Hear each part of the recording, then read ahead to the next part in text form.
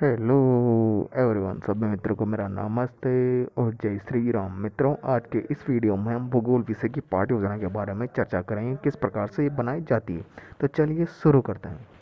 सबसे पहले जो आपकी दैनिक पाठ्य योजना डायरी है, उसके ऊपर ही ऊपर आपको पाठ्य योजना का क्रमांक लगा लेना है। उसके पश्चात में जिस विद्यालय में आपका बीएड या बीएसटीसी का प्रशिक्षण प्रोग्राम चल रहा है, या आप जिस विद्यालय में आपका लेसन प्लान तैयार कर रहे हैं, उस विद्यालय का आपको नाम लिख देना। जिस ये जो नाम लिख दीजिए आप, और जिस कक्षा की आप पाठ्य योजना तैयार करें वो कक्षा आज अपन कक्षा 7 की पाठ्य योजना तैयार करेंगे। तो आज का जो अपना विषय है वो है भूगोल विषय। जिस दिनांक को आप पाठ्य योजना तैयार करें वो दिनांक और समय हो जाए आपकी 30 मिनट। जो कालांश है आपका, वो जो भी कालांश में आप तैयार करें वो कालांश। मित्रों, अगर अब तक आपने हमारे चैनल को सब्सक्राइब नहीं किया तो प्लीज़ चैनल को सब्सक्राइब कर लें, और जो घंटी वाला आइकन है उसको ऑन कर लें, ताकि आपको नोटिफिकेशन सबसे पहले मिल सके। मित्रों, सब्सक्रिप्शन का कोई भी चार्जेस नहीं है, ये फ्री ऑफ कॉस्ट है। तो प्लीज़ चैनल को जरूर सब्सक्राइब करें। मित्रों, जो आज का जो अपना प्रकरण है वो है ज्वार भाटा। ज्वार भाटा प्रकरण के ऊपर आज अपन पाठ्य योजना तैयार करेंगे। तो इस प्रकार से आपको ये सारी खाना पूर्ति कर लेनी। और मित्रों, चैनल को सब्सक्राइब करना ना भूलना। इसके पश्चात जो आपकी नेक्स्ट हेडिंग आती है आपके शिक्षण के उद्देश्य। इसमें आपको दो कॉलम बनाना है। पहला है शिक्षण के उद्देश्य, दूसरा है अपेक्षित व्यवहारगत परिवर्तन। ये दो कॉलम बनाने के पश्चात में इसके बारे में समझिए कि शिक्षण के उद्देश्य होते क्या है। शिक्षण के उद्देश्य तात्पर्य ये है कि छात्र अध्यापक शिक्षक द्वारा जब शिक्षण करवाया जाता है तो ये कराए गए शिक्षण या पढ़ाए गए पाठ से बच्चे के अंदर क्या परिवर्तन आएगा, या छात्र अध्यापक का शिक्षक ये पाठ पढ़ाकर बच्चे में क्या परिवर्तन लाना चाह रहा है, वही क्या हो जाएंगे, इसके शिक्षण के उद्देश्य हो जाएंगे। तो इस प्रकार से आपको ये दोनों कॉलम बनाना है। दोनों कॉलम बनाने के पश्चात में जो पहला शिक्षण का उद्देश्य वो है ज्ञानात्मक।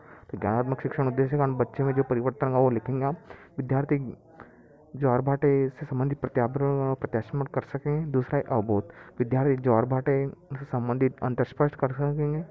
विद्यार्थी ज्वार भाटे में वर्गीकरण कर सकेंगे। तीसरा आता है इसी प्रकार ज्ञानोपयोग। तो उसमें लिखेंगे विद्यार्थी ज्वार भाटे से संबंधित ज्ञान का उपयोग दैनिक जीवन में कर सकेंगे। तो इस प्रकार से आपको ये 3 शिक्षण के उद्देश्य लिखेंगे। इसके पश्चात चौथा शिक्षण का उद्देश्य आपका कौशल। तो कौशल लिखेंगे आप ना। तो विद्यार्थी ज्वार भाटे से संबंधित कौशलता प्राप्त कर सकेंगे, चार्ट मॉडल चित्र बना सकेंगे। पांचवा है अभिरुचि। तो विद्यार्थी ज्वार भाटे से संबंधित या विचारों के बारे में सकारात्मक दृष्टिकोण उत्पन्न कर सकेंगे और उसमें रुचि ले सकेंगे। तो इस प्रकार से आपको ये 5 जो शिक्षण के उद्देश्य है, और एक छठवां शिक्षण का वादा है अभिवृत्ति। तो अभिरुचि शिक्षण के उद्देश्य को आप लिख लेना। मैंने 5 ही लिखा है, एक लिखना मैं आपको भूल गया, तो उस 5 पे जो अभिवृत्ति है तो उस अभिवृत्ति को आप लिख लीजिए। ये लिखने के पश्चात में जो आपकी नेक्स्ट हेडिंग आती है आपकी शिक्षण सहायक सामग्री। शिक्षण सहायक सामग्री तात्पर्य कि छात्र अध्यक्ष शिक्षक द्वारा जो शिक्षण कराया जाता है, शिक्षण कराते समय जो सामग्री उनके शिक्षण में सहायता करती है वो सारी सामग्री क्या कहलाती है, शिक्षण सहायक सामग्री।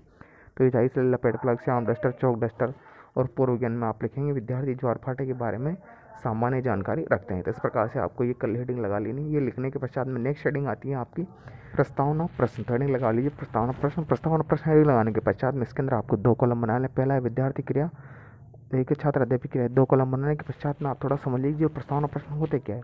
जो प्रस्तावना प्रश्न होते हैं उसके अंदर छात्र अध्यापक अध्यापिका द्वारा बच्चों से प्रश्न किए जाते हैं, और इसके अंदर जो बच्चों द्वारा इसके उत्तर दे दिया। जो कम से कम छात्र अध्यापक अध्यापिका द्वारा कम से कम 4 प्रश्न और अधिक से अधिकतम 6 या 7 प्रश्न छात्र अध्यापक अध्यापिका द्वारा किए जा सकते हैं।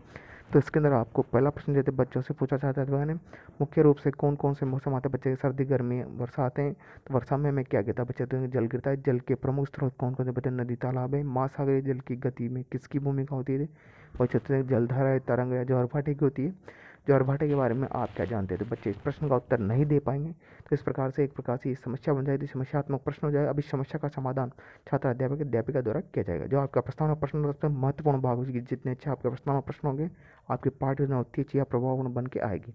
नेक्स्ट हेडिंग हो जाएगा आपका उद्देश्य कथन। उद्देश्य कथन में आप लिखेंगे बच्चों आज हम ज्वार भाटे के बारे में विस्तार पूर्वक अध्ययन करेंगे।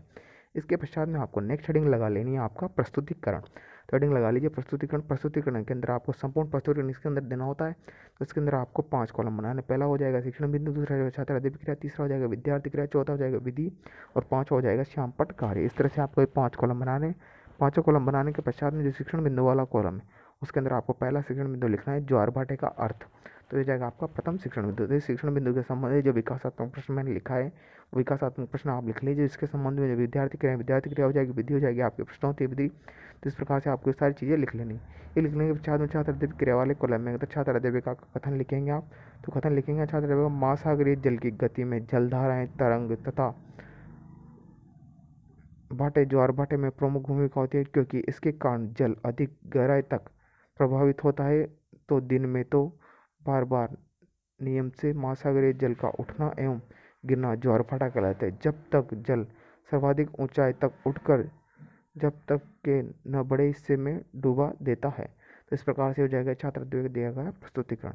ये प्रस्तुतिकरण लिखने के पश्चात में जो विकासात्मक जो इसके संबंध में जो आप विद्यार्थी क्रिया तो विद्यार्थी क्रिया में आप लिखेंगे, विद्यार्थी ध्यानपूर्वक सुनेंगे, विधि हो जाएगी आपकी व्याख्यान विधि। और जो श्यामपठ कार्य उस श्यामपठ कार्य के अंदर जो मैंने छात्रादेवी कथन आपको लिखा है, इस छात्रादेवी कथन के अंदर से आपको महत्वपूर्ण बिंदु छाड़ कर जो श्यामपठ कार्य है उसके अंदर आप ब्लैक चार्ट लगा लीजिए। ब्लैक चार्ट लगा इसके अंदर महत्वपूर्ण बिंदु को आप इसमें लिख लीजिएगा। ये महत्वपूर्ण बिंदु लिखने के पश्चात में आपको छात्रादेवी क्रिया वाले कॉलम में नेक्स्ट लिखना है इसके बोध प्रश्न। तो बोध प्रश्न लिख लीजिए। पहले थोड़ा जान लीजिए बोध प्रश्न किसके द्वारा पूछे जाते हैं और क्यों पूछे जाते हैं। जो बोध प्रश्न होते हैं वो छात्र अध्यापिका द्वारा पूछे जाते हैं और इसलिए पूछे जाता है कि बच्चे का ध्यान पढ़ाए गए पाठ से इधर उधर भंग नहीं या भ्रमित हो या उसका ध्यान एकाग्रचित होकर पाठ में लगा रहे, इस वजह से बोध प्रश्न पूछे जाते हैं। तो जो बोध प्रश्न मैंने लिखा है इन बोध प्रश्नों का ध्यानपूर्वक लिख लीजिए। बोध प्रश्न लिखने के पश्चात में आपको अगले पेज पर फिर से वही 5 कॉलम बना लेने हैं, या अगर ये कॉलम भरे हुए नहीं तो आपको उस प्रकार से वही शिक्षण बिंदु छात्र क्रिया विद्यार्थी क्रिया विधि और श्यामपठ कार्य। अगर ये नहीं भरे हैं आपका कॉलम तो इसके अंदर आप ध्यानपूर्वक लिख लेकिन अगले पेज पर आपको फिर वही कॉलम बन जाएंगे। इसके अंदर द्वितीय जो शिक्षण बिंदु होगा आपका वो हो जाएगा बृहद ज्वार भाटा।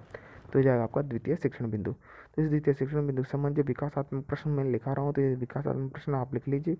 तो छात्र अध्यापिका का जो कथन है वो छात्र अध्यापक कथन मैंने लिखा रखा है इसके अंदर, तो अब ध्यानपूर्वक आप ही छात्र अध्यापक कथन लिख लीजिएगा। और इसके संबंध में जो मैंने छात्र क्रिया में आप लिखेंगे छात्र या विद्यार्थी ध्यानपूर्वक सुनेंगे। विधि हो जाएगी आपकी व्याख्यान विधि।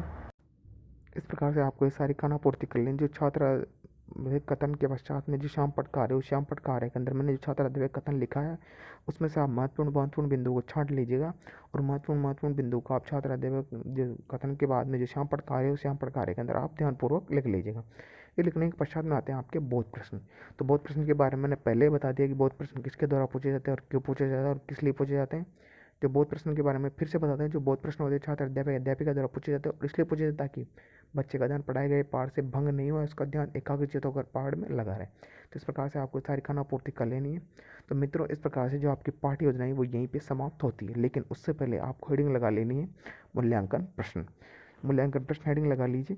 मूल्यांकन प्रश्न हेडिंग लगाने के पश्चात इसमें लिखेंगे आप थोड़ा सा, या लिखने से पहले थोड़ा समझ लीजिए कि मूल्यांकन प्रश्न किसके द्वारा पूछे जाते हैं और क्यों पूछे जाते हैं। जो मूल्यांकन प्रश्न होते हैं वो छात्र अध्यापिका द्वारा पूछे जाते हैं। इसलिए पूछे जाता है कि उसने जो पाठ बच्चों को पढ़ाया वो बच्चों ने सीखा है तो नहीं सीखा है, कितना सीखा है, इस बात की जानकारी या प्रतिपुष्टि या फीडबैक लेने के लिए छात्र अध्यापिका द्वारा ये बहुत प्रश्न किए जाए, मूल्यांकन प्रश्न किए जाते हैं। जो मूल्यांकन प्रश्न होते हैं किसी भी प्रकार के बनाए जा सकते हैं, जरूरी नहीं जैसे मैंने प्रश्न बनाए उसी प्रकार से आप भी प्रश्न बनाए। आप लघुतरात्मक, अति लघुतरात्मक, निबंधात्मक किसी भी प्रकार के प्रश्न आप तैयार कर सकते हैं।